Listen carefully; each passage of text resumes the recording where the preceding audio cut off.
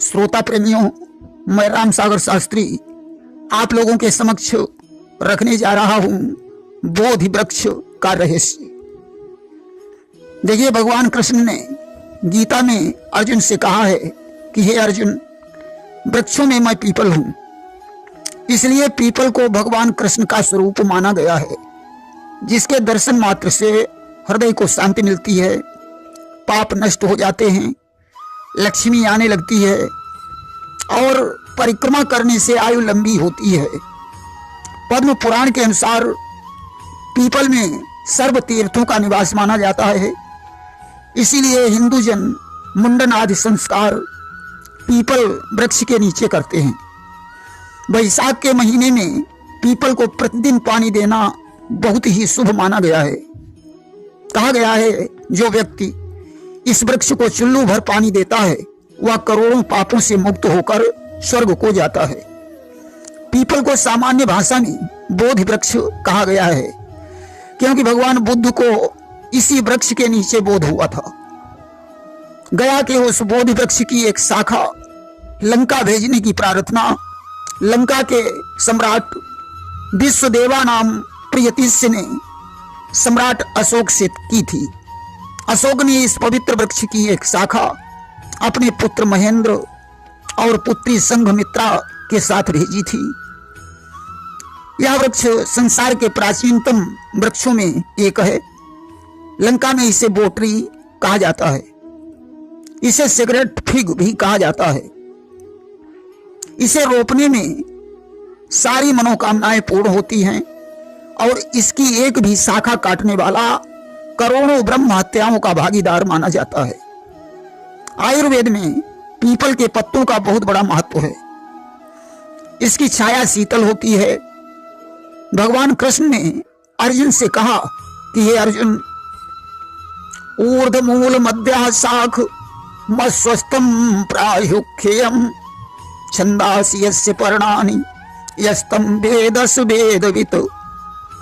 आदि पुरुष परमेश्वर स्वरूप मूल वाले और ब्रह्मा रूप मुख्य शाखा वाले जिस संसार रूप पीपल के वृक्ष को अविनाशी कहते हैं तथा जिसके पत्ते वेद कहे जाते हैं, उस संसार रूपी वृक्ष को जो पुरुष मूल सहित तत्व से जानता है वह वेद के तात्पर्य को जानने वाला है।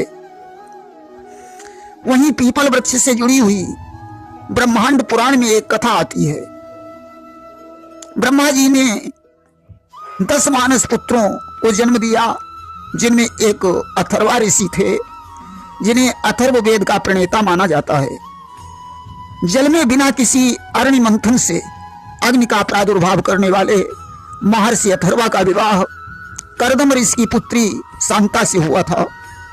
शांता ने भगवती लक्ष्मी की कठिन तपस्या की तो देवी ने प्रसन्न होकर वरदान दिया कि दैत्यराज विकटासुर का वध करने के लिए मैं तुम्हारे यहाँ पुत्री के रूप में अवतार लूंगी। विकटासुर को ब्रह्मा जी द्वारा अमरता का वरदान प्राप्त हो चुका था, किंतु स्त्री को छोड़कर। वरदान से विकटासुर की आसुरी शक्तियां बलवती हो गईं और उसने ब्रह्मा जी से ब्रह्म शक्ति छीन ली। विकटासुर ने शुक्राचार्य की कृपा से समुद्र में चंदावती नाम की विशाल असुर नगरी बसाई और देवताओं को सताने लगा। तब देवता विष्णु की शरण में गए। विष्णु ने उन्हें महर्षि अथर्वा के आश्रम में भेज दिया। अथर्वा के आश्रम में पहुंचकर देवराज इंद्र और देवताओं ने भगवती नारायणी की स्तुति की। देवी ने प्रकट होकर उन्हें अभय होने का वरदान दिया और स्वयं दिव्यास्त्रों को धारण कर सिंह पर सवार होकर 7 समुद्रों का मंथन किया। तो विकटासुर देवी के प्रकोप के भय से भागकर दधि समुद्र में जाकर छिप गया। तब भगवती ने दधि समुद्र का मंथन कर माघ शुक्ल पक्ष अष्टमी के संध्या काल में विकटासुर का वध कर दिया। पुराणों में इस तिथि को जयाष्टमी नाम से जाना जाता है। इस घटना के बाद देवताओं ने अथर्व नंदिनी का एक नाम दधिमथी रख दिया। और अपने भाई दधीच के वंश की रक्षा करने तथा इस वंश की कुलदेवी होने का आशीर्वाद और वरदान दिया।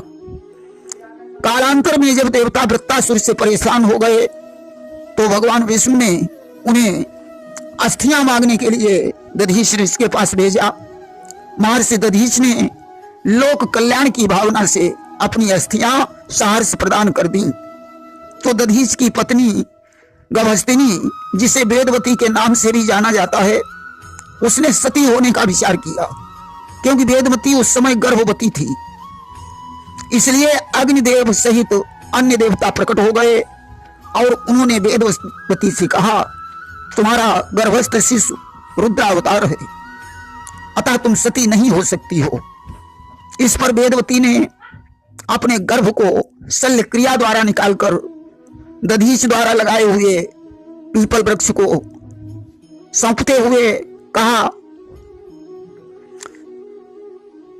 हुए महामाया दधिमथी से अपनी शिशु की रक्षा करने के लिए प्रार्थना की और सती हो गई।